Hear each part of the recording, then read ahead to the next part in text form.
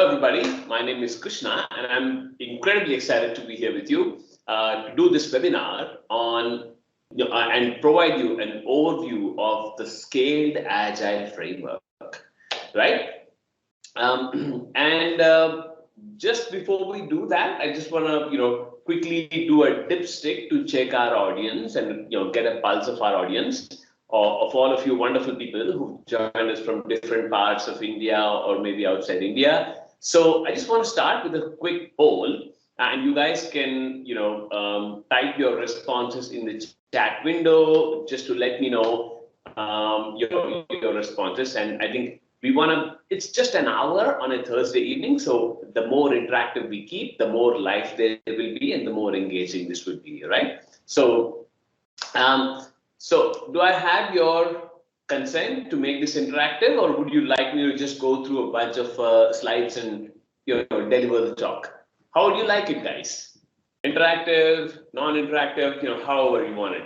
You can either respond with an emoji, or you can respond by saying, by giving your response on the chat window. Either way is fine. So we are going to spend an hour together anyways. So I think, let's try and make this as interactive as possible. Is that a thumbs up from everybody? Do we have your consent? Okay, our audience are a little shy this evening. I will assume that silence is a yes and get us started and ask you just a couple of questions. So everybody, can you guys tell me, okay, Ashwini, thank you so much, for getting us started with your kind of emoji. And the others, can also do the same. There's a panel at the bottom. You guys can share your thumbs up, or if you guys want to say yes, no, please use the chat window generously, right? So that we can interact. So question number one for you is, if you guys can just respond and tell me what's your average experience in Agile, right? In leveraging Agile methods. This could be any Agile method, Agile, Scrum, Kanban, what have you. It could be anywhere between, say, 0 months, I've never heard of Agile, or I've just started to do it. So maybe, 1 on a scale of 1 to 5, or you guys can say, I've been doing this for a while now. So just say the number of months or number of years, please just type that in the chat window so we know, the audience mix. All right, let's see. So we have 1.6 years. So, that's super cool. From Sumit, Ashwini says 6 years. Okay, I'm seeing 0 months. And I think Barada says almost 5 years. How about the others? Your experience with Agile or Scrum, for that matter? Okay, all right. So we have a mix, right? All the way from 0, all the way till multiple years. So about 6 years. That's amazing. So that tells me that we have something to kind of learn from each other. So that's amazing. So that's one thing. Secondly, of the ones who said that they have experience working on Agile, have you guys heard of the scaled Agile framework? Have you guys worked in a scaled Agile framework setup? Just provide your responses to the second question. So second question, I'm just going to type so that we know we are separating answers for the first question and second question about experience in SAFe or the scaled Agile framework. So 0 months all the way till how many ever months or years you have, you guys can just let me know in the chat window. Oh, okay, so we have somebody. So Barada has been working on SAFe for about 3 months. Sumit has been working on SAFe for about a year. That's cool. And Snehit Tandra, no experience. That's totally fine. Okay. How about the others? If you guys can just let us know where we are. No experience in scaled Agile framework. No. Okay. So Snehit, you can call me Krishna. You don't have to call me sir. Makes me feel like a college professor. I was just talking to another colleague of mine earlier. So okay, super cool. Okay, so fantastic. So thank you for letting me know your experience levels. What we're gonna do is we are gonna get us started with a PowerPoint deck that I have, which will guide us through the presentation. Okay, can you guys confirm if you can see my screen? Yes, no? Just let me know when you see my screen. Okay. Okay, yes, okay, so Rooney is saying yet, not yet, yes, okay, you guys see, so awesome, fantastic, okay, so let us get started and start to understand both Agile, Scrum, and Safe, and why do we have this framework and all of that. So we'll go over that, okay? So firstly, introductions. So my name is Krishna, and like I said, I'm super thrilled to be here. I don't want to bore you with a lot of detail, as you can see it on the screen. But net, I identify myself. I work for a company called Salesforce. I'm a director of technology program management.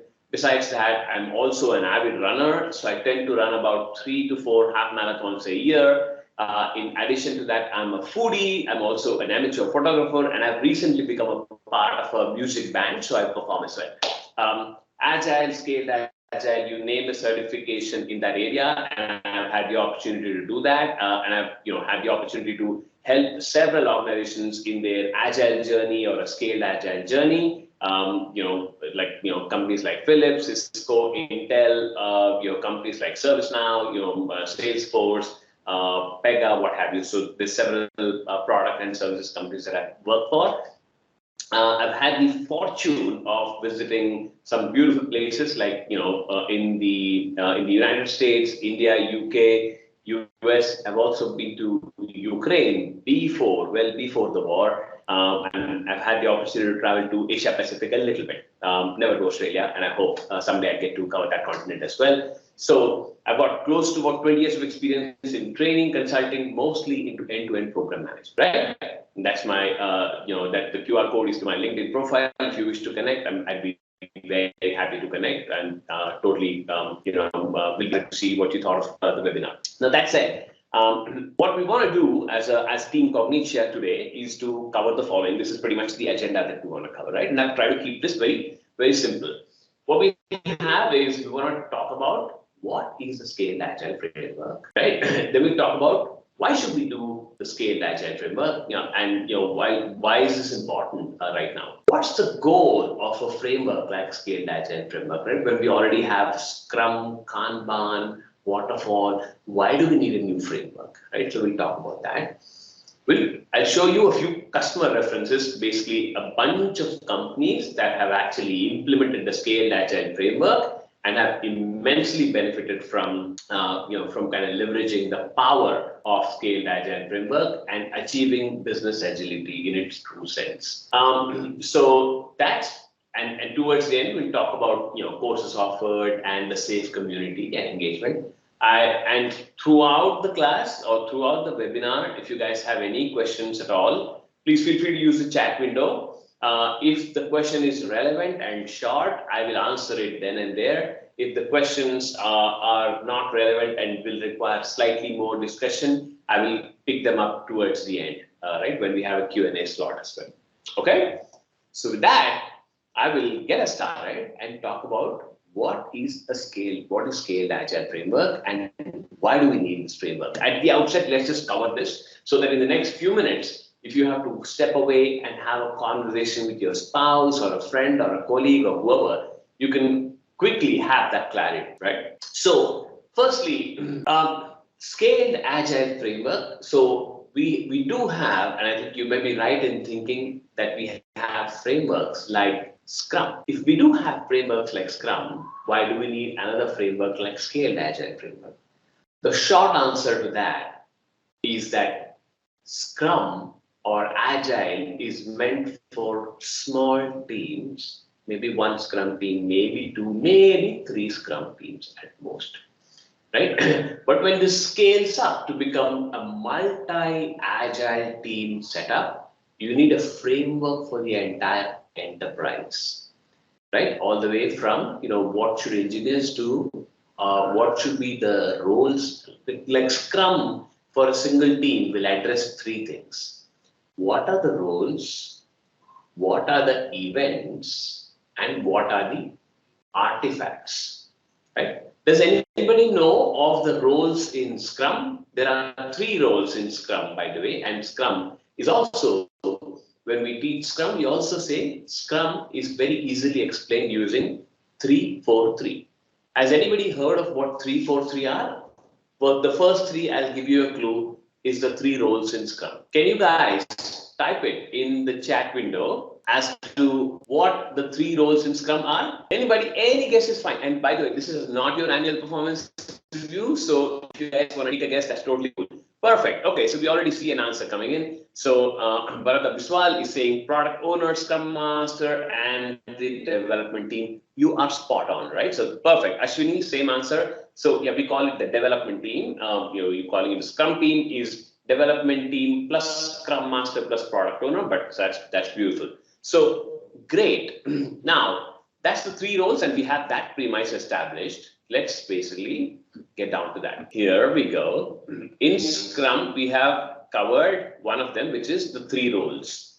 You guys already said those three roles are basically the product owner, the Scrum Master, and the dev team, right? The Scrum Master and the dev team, right? So that's cool. That's the three roles. Now, there are 4 events in Scrum. Do you guys know what they are? And you can absolutely feel free to take a guess. The 4 events. Any guess is fine, okay? If you're wrong, there's no penalty. You just learn from that. Come on, guys. The ones experienced in Agile, looking forward to the 4 events from you. All right, beautiful. So the daily Scrum, the sprint planning, sprint review, and the retrospective, spot on. Fantastic, right? So those are the 4 events in Scrum, right? So DSU, daily stand-up, or the Scrum that you mentioned, sprint planning, sprint review, and the retrospective, right? So those are 4. Perfect, 4 events. What are the 3 artifacts in Scrum? Anybody say 3 artifacts? What are they? All right, I see. I'm assuming that you guys are typing the answer, and that's why it's taking a little bit of time. 3 artifacts in Scrum: product backlog, sprint backlog, and the increment. And so that's spot on, right? Again, Bharata, your experience speaks for itself. Very nice. So basically, the product backlog, of which we call this the PBL, of which a subset of that is the sprint backlog, which is what do we plan to do in the upcoming sprint backlog, and the increment. Increment is nothing but whatever you produce at the end of each iteration is called your increment, right? So that's awesome. Okay. Now, I will take an example and explain the difference between Scrum and Scaled Agile Framework in as simple terms as possible, right? Now, the example that I'm going to give you is about, say, a company called, say, Cisco, right? A while back, I was engaged in I was kind of, on an assignment with Cisco. And Cisco was making the next generation router, and this information is publicly available, so there's no problem sharing this. So at Cisco, they had about 3 Scrum teams working out of basically California, and about 7 Scrum teams working out of Bangalore, right? And each of these Scrum teams had the 3 roles. They were following the 4 events, and they were producing the 3 artifacts. That's the basis of calling. Whenever you want to look at a team and you want to basically say whether they are doing Scrum or not doing Scrum, what do you look at? As long as they have the 3-4-3 in place, they are doing Scrum. So they have the 3 roles, they have the 4 events, and they have the 3 artifacts. Now, at Cisco, they had 10 Scrum teams, and every single Scrum team had the 3 roles: product owner, Scrum Master, and the dev team. They were doing the 4 events very nicely: daily stand-up, sprint planning, review, and the retrospective. And they were producing 3 artifacts, right? Which is product backlog, sprint backlog, and the increment. Now, please tell me, if we had all 10 teams had the 3-4-3, do you think that is enough, or do you think anything else extra is required in addition to each team doing Scrum? Take a guess. You can either unmute yourself and speak, or you guys can type your answer in chat. We're just trying to think out aloud and stimulate our brain to see if we can catch that, right? I'll just repeat the context just one more time. 3 Scrum teams for Cisco are in California. 7 of them are in India, in Bangalore. Each team does follow Scrum nicely, right? They have the 3 roles, they have the 4 events, and they have the 3 artifacts. In that situation, do we need anything else for them to work together and produce the next generation router. Anything at all. I see one answer coming through. That's beautiful.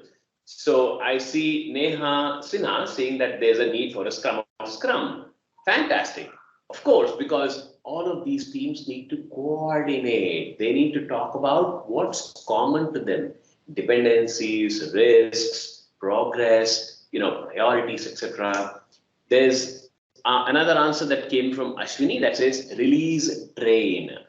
Okay, so it's a new terminology. So I don't want to basically introduce a new terminology, but I will say I think that's a very good answer, Ashwini. But what it means is that all of these teams have to be joined together, and they need to function just like our train and the compartments of the train, which come to the station at the same time and leave the station at the same time, which is nothing but each team who builds a certain feature. If the feature is ready, then which means that all of the passengers that basically are going to board the train are all the features. If they are at the train by the time that the train has to leave the station, metro train, then they will board it and they will go. Which means all of the features, drawing parallels to product development, all the features that are ready by the time the release go live date is ready will actually make it to the market. There may still be just like passengers who are right outside of the train station, maybe still crossing the road, etc. by the time the train has to leave. The train does not wait for them. They just come and they just catch the next train. Similarly, in our product development, when there are half-done features that are not ready yet to be taken to the market, they will have to wait for the next train or the next release.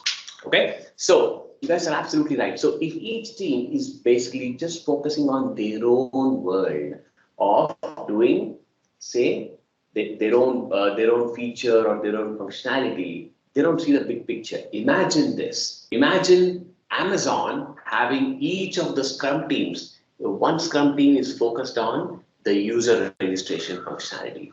The other Scrum team is focused on the search functionality. The third Scrum team is focused on the shopping cart functionality. The fourth Scrum team is focused on the payment gateway functionality. If each of the teams just focuses on their own work, will they be able to provide a good shopping experience to the end customers? Will they ever know if all of them are ready? They won't if they work as an individual team, which is why there is a need for additional roles for somebody who will take care of systemic impediments or obstacles, somebody who will provide coaching, somebody who will provide reporting, somebody who will basically set up meetings that involve everybody. Number one, that's additional roles required. Additional events are like events like Scrum of Scrum that you guys mentioned.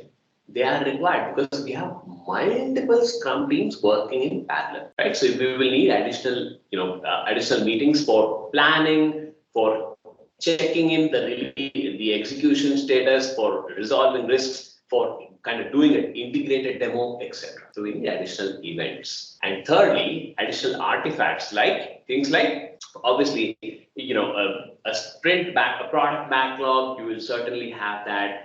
There may need to be additional artifacts that need to be produced.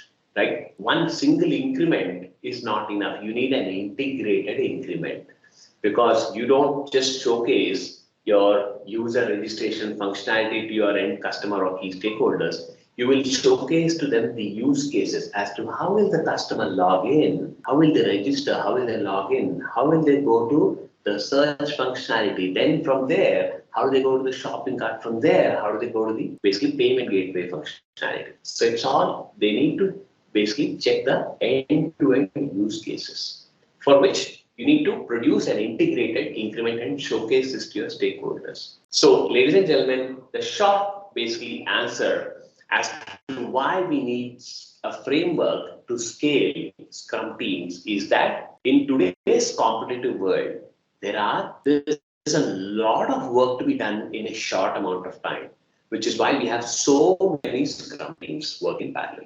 You pick an Ola, an Uber, a Zomato, a Swiggy, or with all of them, and Amazon, with Apple, Microsoft, Google, with all of these companies that are producing enterprise, software, it is the same case. So many Scrum teams trying to get some functionality out in a small amount of time. When you back in the day, about 20, 25 years ago, when Agile came into play, this level of complexity did not exist. So Agile or Scrum was good enough. Now that we have so many Scrum teams working in parallel because there's cutthroat competition, and we need to get multiple Scrum teams to work together and deliver working software at frequent intervals, we need additional roles, additional events, and additional artifacts. That, ladies and gentlemen, is the reason why we have a scaling framework called Scaled Agile Framework. While Scrum is for a single team, Scaled Agile Framework is for the entire enterprise, entire organization. Okay? With that simple definition, does that make sense, everybody? Yes, before we go further, does the example make sense to everybody? Yes, no, good, average, bad, I'll just do a dipstick before I go further and kind of share some other details with you. Yes, with me so far? Good. I haven't seen anything on the chat window yet. Maybe you guys are typing, maybe you guys are not. Okay, so Ashwini says, should I see a thumbs up? Thank you. That's such a relief. Ashwini, I can't tell you how much of a relief that is. Everybody else, are we good so far? Okay, all right. So that's cool. So Sharad, okay, awesome. So I guess the others are maybe multitasking. So I'm going to move on to talk about the next few very interesting items. So firstly, what is SAFe? It's a framework that promotes alignment and collaboration and delivery across multiple Scrum teams. And mind you, this is an amalgamated framework, which means Scaled Agile Framework takes the best practices from the world of Agile, DevOps, Scrum, Lean, etc. And then it's an amalgamated framework to ensure that companies achieve business achievement, right? There's a beautiful book written by a guy called Mick Gersten. Thank you. I see a lot of thumbs up coming in. So this book is called Project to Product, right? And in this book, he makes a very powerful statement where Mick Gersten says, those who master. All right, so it looks like there was a small technical glitch which my sharing got lost. So I'm going to share that again. There we go. Okay, so Mick Gersten says that those who master large-scale software delivery will define the economic landscape of the 21st century. Can you guys think of any company that has mastered large-scale software delivery and that's why it's making a lot of money? Can you guys think of any company? Any company that comes to your mind? Take a guess. Any company that is basically able to do large-scale software delivery and hence making a lot of money. In the recent weeks, you must have knowing it, and it must be easy to guess. Any company that comes to your mind that fits this? All right, I'm seeing some new chat messages popping up. And what are they? HCL, Oracle. Okay, sure. What else? Yeah, Oracle is basically doing well with cloud. HCL as well is responding very promptly, very smartly to. I guess you guys are all sharing the names of your employers or maybe future employers, what have you. That's all cool. And I think these are companies that have kind of gone with the wave. They're very smartly observing the market and are providing products and services that the market wants. So awesome, great. Okay, so guys, I'll also ask you. There are 5 companies that I think there was a recent report published by Gartner that said there are 5 companies. If you add the revenue of these 5 companies, it's more than the GDP of Japan. Can you guys guess what those 5 companies are? Just 5 American companies. If you add up their revenue, it's more than the GDP of Japan. Japan is in the top 5 leading companies, just leading nations of the world, as you know. Any guess as to what they are? And I'll also give you a while back. It was called, they went by a mnemonic called FANG, F-A-A-N-G, a while back. Microsoft, sure, okay. What else? The mnemonic was FANG, F-A-A-N-G, for the 5 companies. Any guess? What are they? Tick, tick, tick, tick, tick. Waiting to see what you think they are. Facebook, Amazon, Apple, third one's Apple, Adobe, so Anupam, so good try. Netflix and Google. That's beautiful, right? So those 5 companies, we just added the revenue of these 5 companies, they're more than the GDP of Japan. And why is that? Because they figured out how to do large-scale software delivery very efficiently, right? So very powerful statement. Look at that. Now, now look at these companies and what's common to these three companies. You have BMW CEO says that their future, they foresee many more software engineers than automobile engineers. Same is the case with Tesla. Tesla has got way much more market cap than companies that have been set up decades ago, like Ford, General Motors, etc. So all of those guys have been left far behind, and Tesla is way ahead. Their market cap actually, the market cap of Tesla is now close to $1 trillion, right? In the last couple of years, they've done like really well. Apple, who would have imagined that Apple will become the largest watch maker in the world, right? And this is all in the last, say, about 5 years or so, 5, 7 years or so. Apple has basically been killing the market. And who would have imagined they basically will become the largest competitor to watchmakers, Apple will, and largest competitor to healthcare devices as well. So that's very interesting. Now, these three, what do you think is common to all these three companies? Any guess is fine. Any wild guess, wild answer is totally cool. Let's just see where we're going with this. What do you think is common to these three companies that are doing so well? All right, so guys, let's keep up the momentum. If you guys can come up with any guess, you can type it in or unmute yourself and speak. Either is fine. Okay, so I don't see anything yet, so I'm gonna basically say it out myself. Is that the one thing or the one common DNA for all these three companies is that these companies are, the answer is right on the screen. Yeah, all these companies are digital in nature. Right, their products, their services. Nobody buys a BMW, car today or a Tesla car today because it can give you more mileage. They buy it for the technology, right? People are in awe of the technology, right? Apple Watch, not necessarily the most beautiful watch out there, but people are buying this left, right, and center because it's technology, right? They're loving what they get. Right, and even now, when you compare multiple cars, if you guys are contemplating, the reason why you choose one car over the other is because of technology, the tech power, the tech muscle that they give you, right? And if you have to have so much technology done and delivered in a short amount of time, you need a scaling framework and hence scaled agile framework, right? Nickerson also said that if you follow the frameworks of the last 1 century, like waterfall has done well in the last 1 century, or 40, 50 years, or however long it's been there. But those methods, those frameworks are not good for the day and age that we are in, where we talk about chat GPT and AI and ML and digital transformation and basically trying to get stuff done in a really short amount of time. John Cotter also said that the world is now changing at a rate at which the basic systems, org structures, the cultures that were built over the last 1 century, they are not good enough. We need to think of new ways of doing things, right? And hence scale agile framework. So when we start, most companies, when they start, like say, this is a startup company. Most of the times, when say there's a person called A, say for example, I'm just gonna pick somebody from this. Let's say there's Vipin here, right? Vipin is a part of startup company.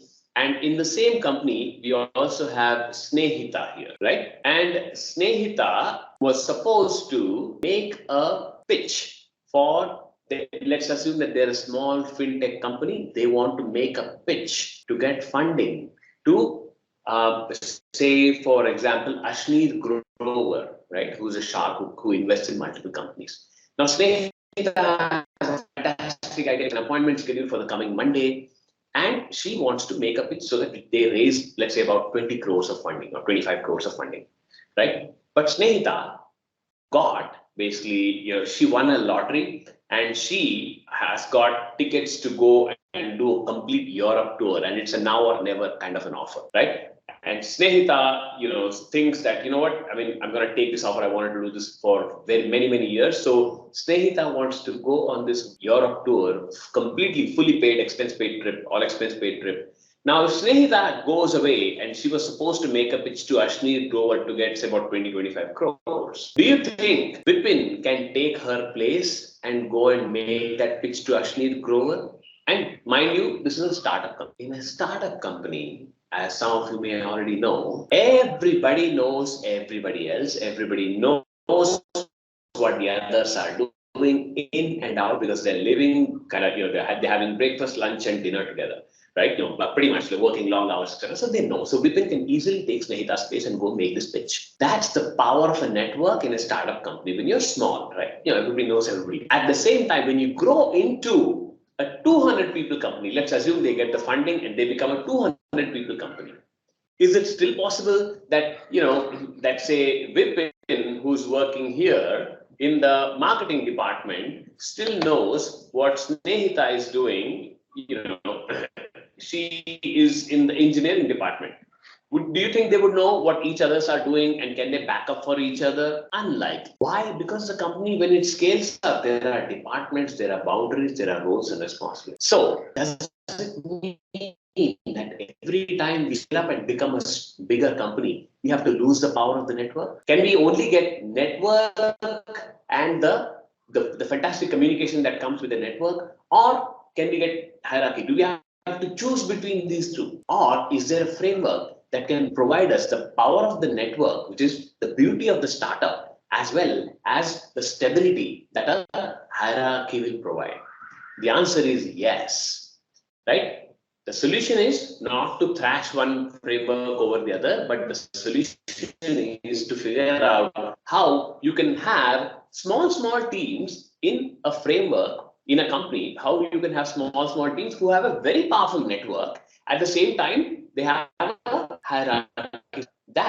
How do you achieve that? That's what Scaled Agile Framework is really well known to do. Right? And if you want to know more about how that can be achieved, etc., that's obviously a detailed discussion, but that's a beauty of a Scaled Agile Framework. So the teams are set up in a way that they don't have to interact with managers every single day. So they can operate and there's a free flow of ideas. Nobody's judging them. So that's how Scaled Agile Framework is set up. So there's a speed of innovation within the team level. And then there is a hierarchy also, but the hierarchy doesn't disturb the network, right? And that's the beauty of a framework called Scaled Agile Framework. Now, the goal of Scaled Agile Framework is to provide. What's business agility? Business agility is what Zoom did. Business agility is what Tesla did during the pandemic. Business agility is what a lot of pharmaceutical companies did during the pandemic, which is when the going gets tough, when everything around you, maybe the market is changing, the competition is changing, maybe there's a pandemic, there's technology changes, what have you, changes in the environment. You don't get scared, but you continue to be successful despite the odds. So the ability of the business to continue to thrive when the going gets tough, that's called business agility, right? Zoom is a fantastic example. Tesla is another fantastic example. Tesla, you may have heard this. Tesla said that at the peak of the pandemic, Tesla said that, you know what? Elon Musk went to the biggest factory and said, guys, the country does not need electric cars at the moment. What the country needs is life-saving ventilators. Right? Now, Elon Musk went to the biggest factory of Tesla and said, guys, from tomorrow, we are going to stop making cars and we're going to start making ventilators for saving lives of the American people.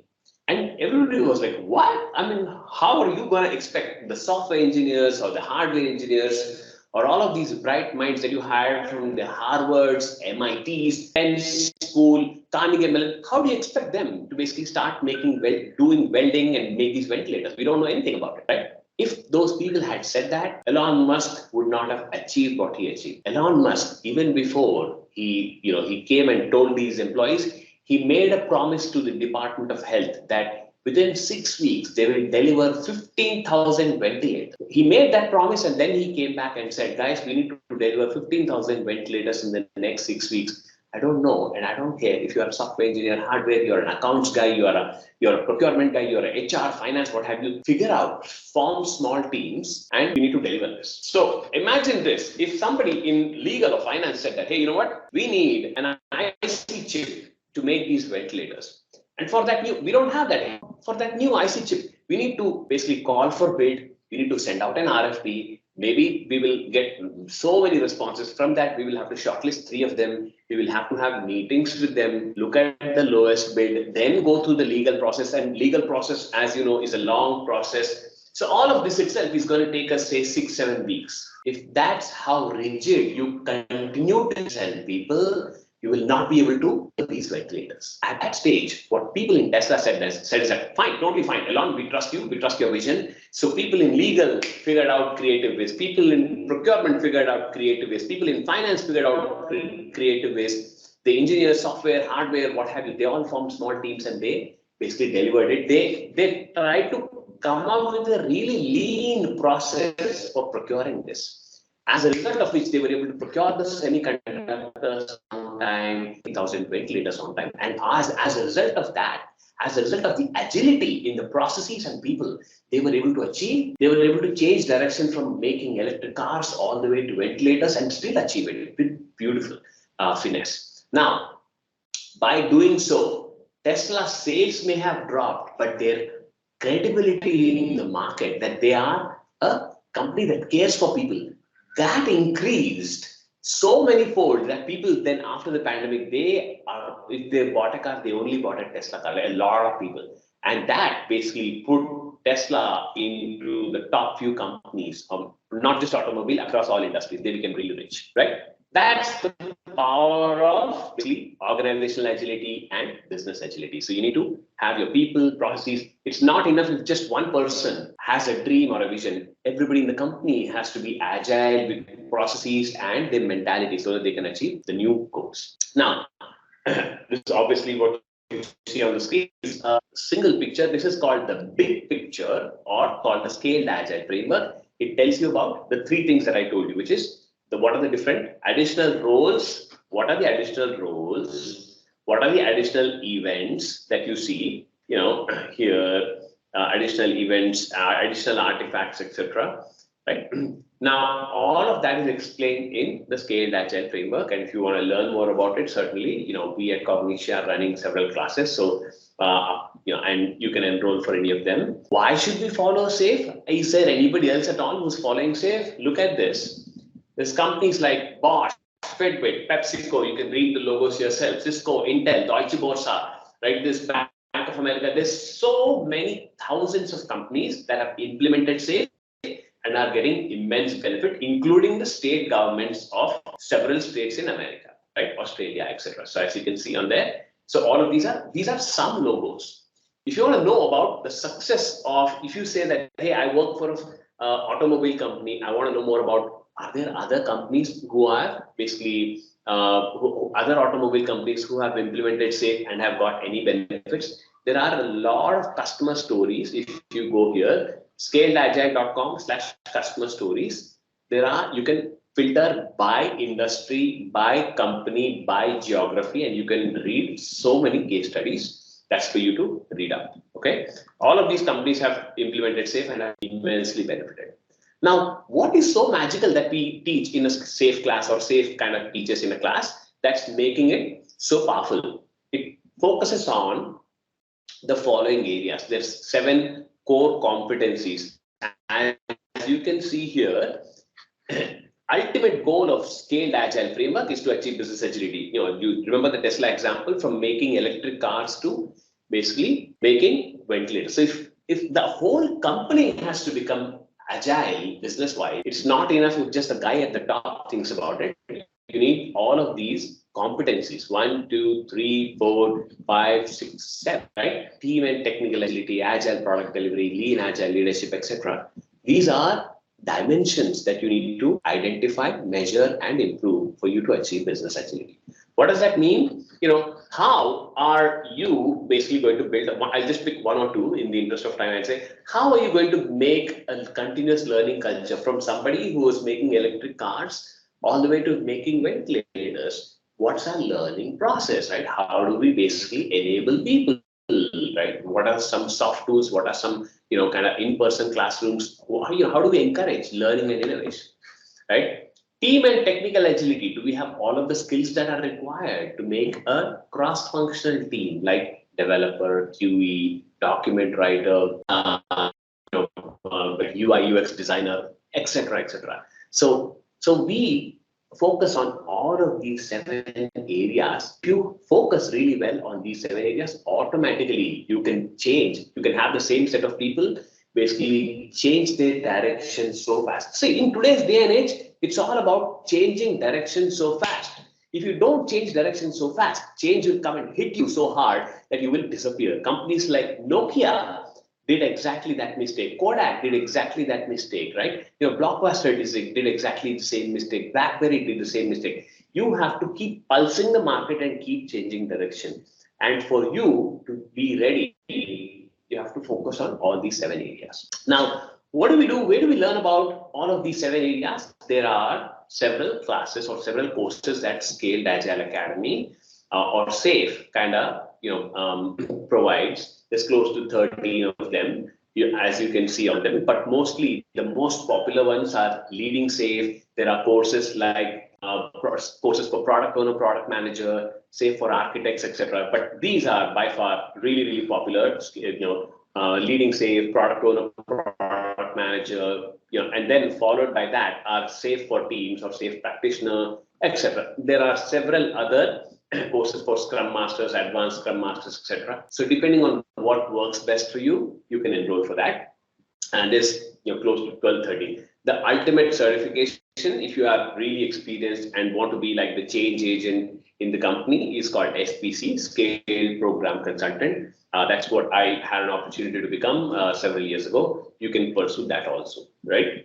Now, why should we do this? And who else is doing this? There's close to, as you can see, more than 1 million people in the world who've already taken the SAFE certification because they know so many different brands are basically following SAFE. So they obviously, that improves your credit profile, that improves your credibility of your resume and your opportunities to kind of help your own organization or a future employer organization who are following SAFE to become more employable. So there's a lot of like SAFE community platform is an area where you can go. It's a portal where you can go network with other people who practice SAFE, learn more about it. SAFE meetups, they happen almost in every other major city, where you can go meet with like-minded people, understand their implementation, their experiences, and kind of share your challenges and get solutions to that. SAFE summits are also much larger forums where there are international eminent speakers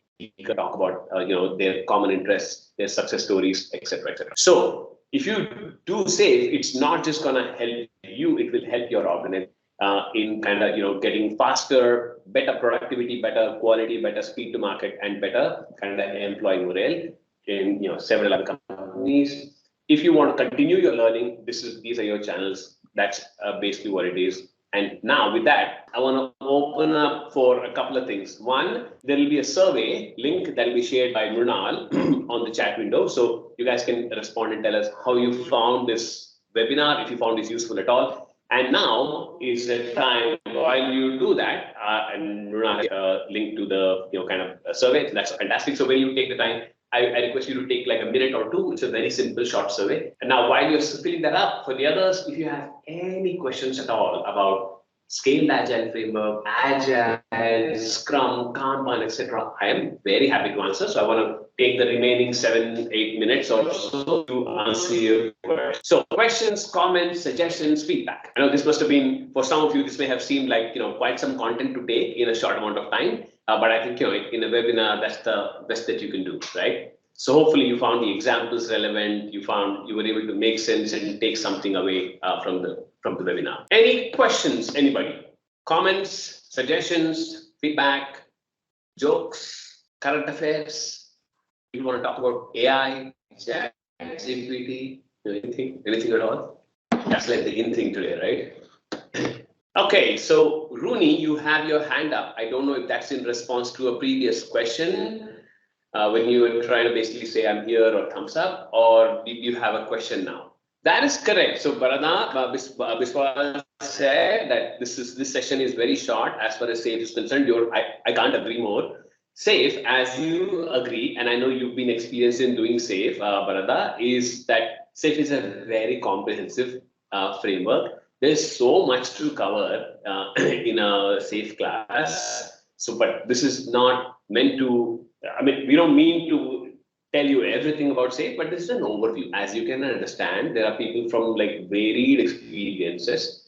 So people with like 0 months all the way till like maybe a few months or a couple of years of experience.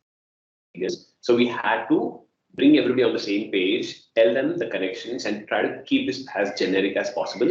And happy to connect with you in other, the trainings, meetups, webinars, etc., to share more insights and to learn from your experiences and to, listen from you as to what your experiences are. But you're right. I mean, SAFe is a very comprehensive framework, and 1 hour or 45, 50 minutes is too short a time for us to cover all of that. So I acknowledge, right? But hopefully you were able to take away one or two things, from this, either the examples, case studies, or what have you, right?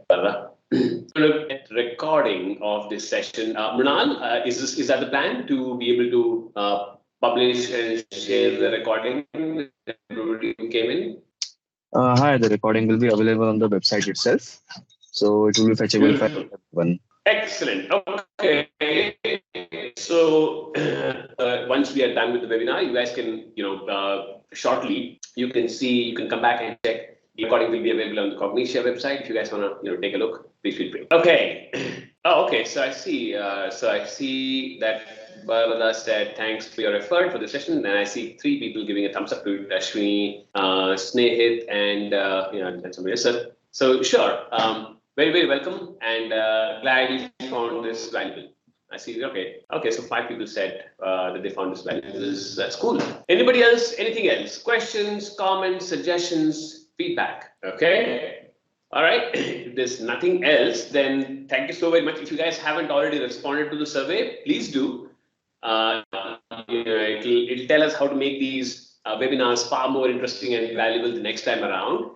So we really appreciate that. And if there's nothing else, then thank you so very much. I know I asked you guys too many questions. You guys participated very, very sportily. I really appreciate that. And if there's nothing else, then we just have Friday between us and the weekend. I hope you have a fantastic Friday, great weekend, and great learning through your career. Because remember, given the current times, the only thing that's going to basically keep us relevant, keep our jobs safe, and help us continue to add value is basically upgrade ourselves, right? So keep learning, and good luck with you. Hopefully our paths will cross again, and I really look forward to a very amazing interactive audience like you who've not basically been tired with the constant questions and answers. So that's super cool.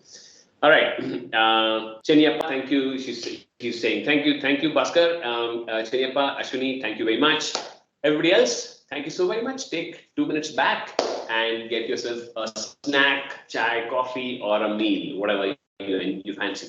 Thank you. Pleasure interacting with you guys. Bye now. Bye-bye. The ones who are remaining behind, I'm hoping that you guys are still filling up the survey. If you haven't, please do. That'll be a small way of expressing or recapturing your feedback.